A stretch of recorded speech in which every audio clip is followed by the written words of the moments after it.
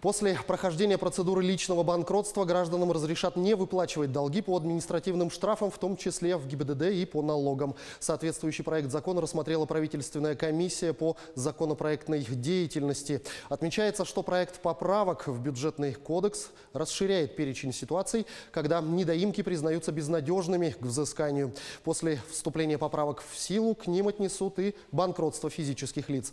Действующие нормы позволяют списывать с человека кредиты и другие долги.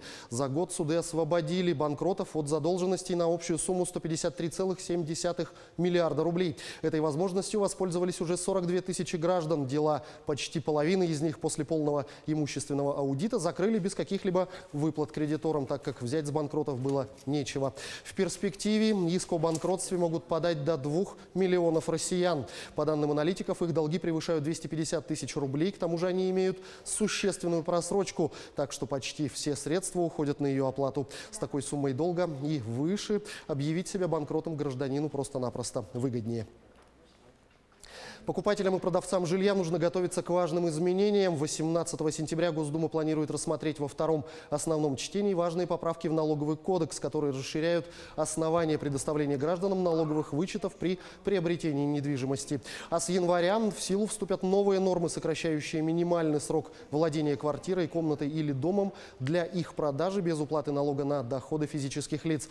Граждане, у которых жилье единственное, смогут продавать его без уплаты 13% подоходного налога уже через 3 года владения, а не через 5 лет, как по действующим пока правилам. Исключение – это недвижимость, полученная в собственность по договору дарения, наследования или в результате приватизации. А поправки в налоговый кодекс, которые планирует рассмотреть Госдума, расширяют, например, основания для предоставления налоговых вычетов при приобретении жилья. К зачету планируется принимать не только проценты по ипотечным кредитам банков, но и проценты по займам в рамках госпрограмм помощи заемщикам, оказавшимся в сложной финансовой ситуации. Тем временем в нашей республике жителям предлагается денежное возмещение взамен ветхого и аварийного жилья. Власти Якутии отмечают, что такой подход позволяет не ждать плановую очередь по программе переселения и не ограничивает право выбора места проживания.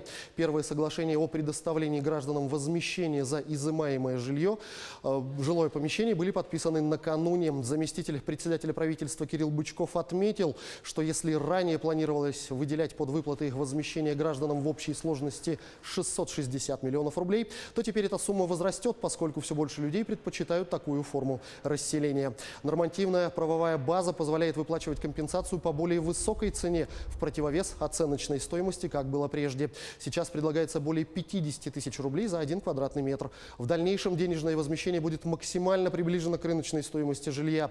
Кроме того, выбор компенсации не ограничивает право выбора места проживания, в том числе в другом регионе.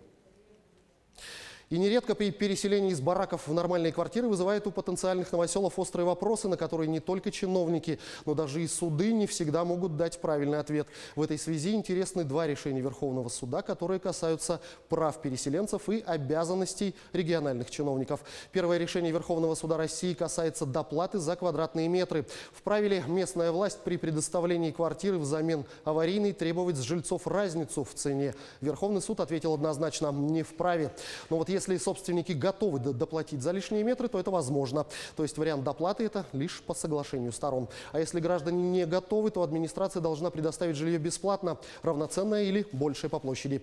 Только когда жильцов это не устраивает, суд может принудительно выселить с предоставлением возмещения. Второй вопрос – обязанности местной власти предоставить равноценные квартиры взамен аварийных. Часто возникает ситуация, что делать, если новое помещение жильца не устраивает. Например, оно слишком маленькое, находится в другом районе или уступает прежнему по другим признакам. Может ли отказ от неравноценного варианта оставить жильца вообще без квартиры?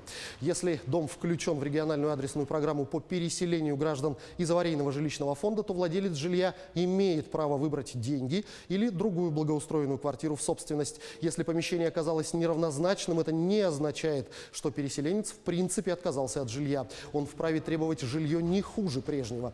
Размер общей площади и количество комнат в новой квартире должны быть не меньше, чем в прежней.